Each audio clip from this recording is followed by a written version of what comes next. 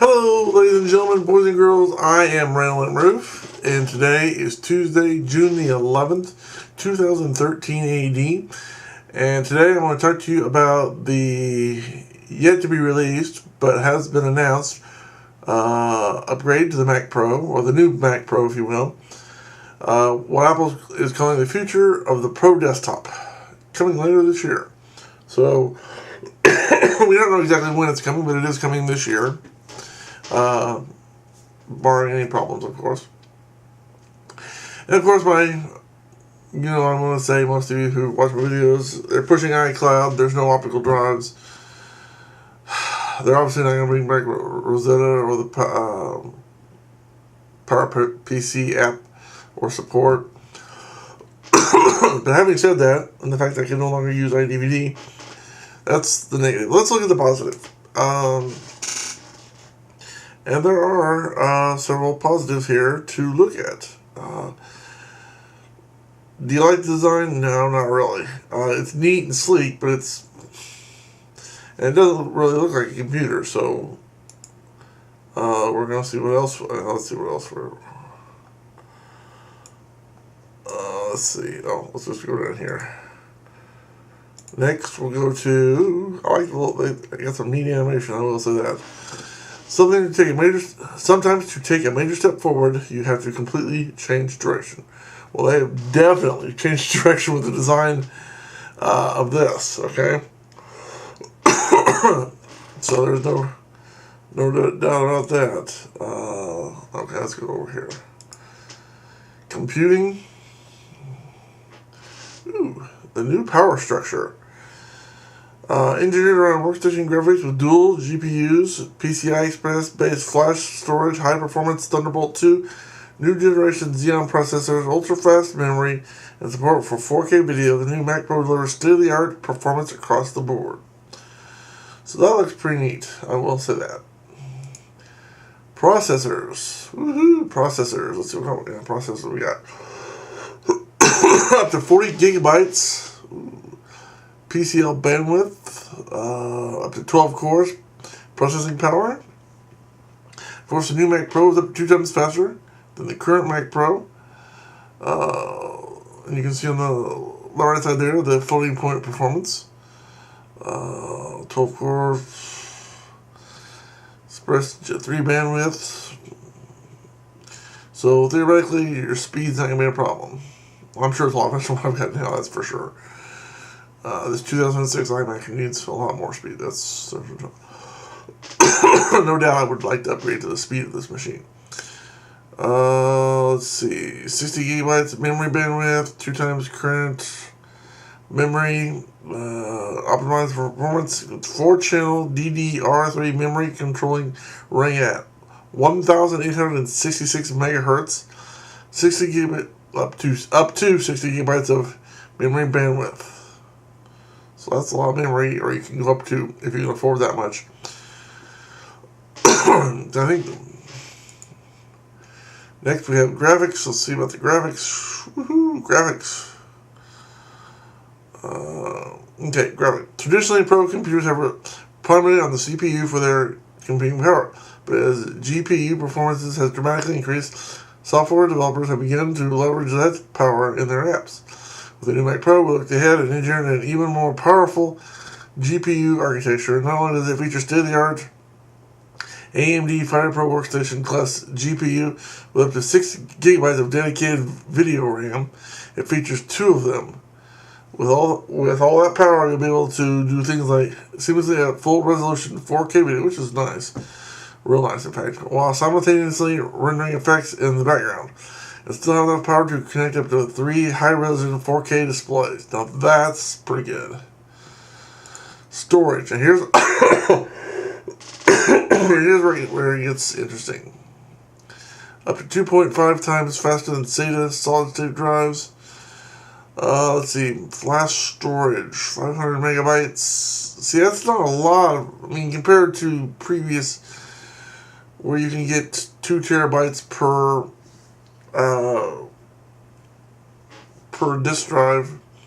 Now, granted, this is flash, so it's going to be faster, but still, compared to what is available right now as far as size, I mean, not physical size, but the amount of storage you can have, this isn't a great leap forward.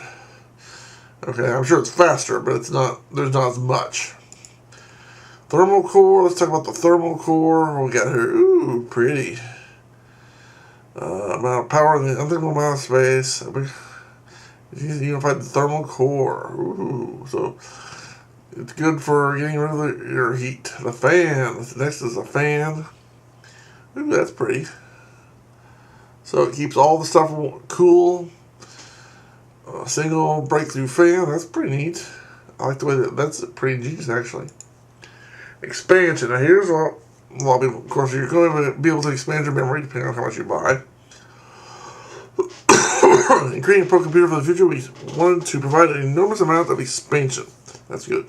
Without being limited to the space inside the enclosure. That's their way of saying screw Blu-ray, screw super drives, or any kind of optical drive, or disk drive of any kind. That's what they're basically saying. At least that's the way I perceive it.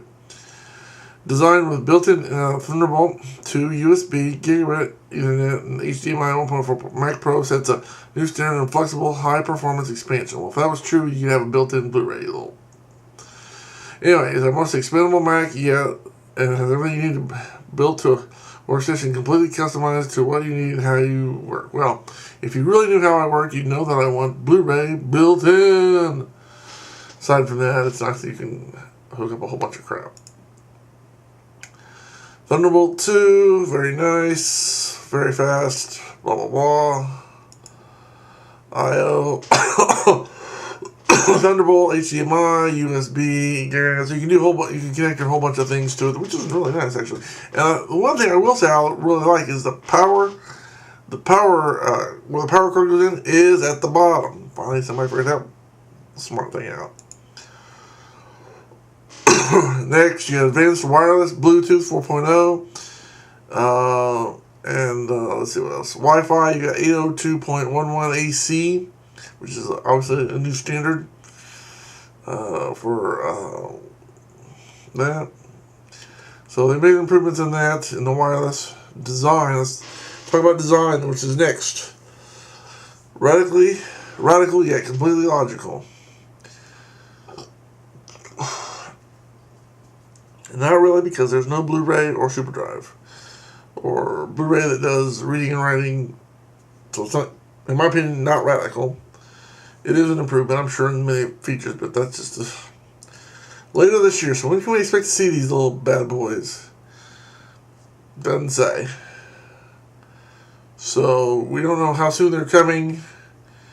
Today is June, so it's summertime. And we're just going to have to wait and see when you and I can expect to get the new Mac Pro without any kind of optical drive. I know I'm stuck on that, but baby, I need CD, DVD, Blu-ray reading and writing capabilities. So this for me, I prefer the previous one that you can have a built-in. Now granted, this is going to be smaller than the previous one, but a long stretch it's going to be smaller, lighter, excuse me, and better in a lot of ways. But anyway, I'm going on about the negative. Let's go on about the positive. It's black. It's cylindrical. It kind of looks like a tire, a thick tire. Actually, what it looks like is if Fred Flintstone's car had a black tire instead of a brown tire, and then you flip it on its side. That's what it looks like. So it looks neat in some ways. I wish they'd bring back classic apps, 10.4, Rosetta, iDVD, AppleWorks. You know what I'm saying. You've heard me preach on this 100,000, maybe not 100,000 times, but anyway, they've got rid of some of the stuff that they shouldn't have got rid of. And if I was in charge of Apple, there'd be a lot of things to change. But the only thing I can do right now is make videos. There is a lot of improvement that's being made, both on software and hardware. And I can give them credit where that credit is due, but it's just certain things that they're taking out that I don't like.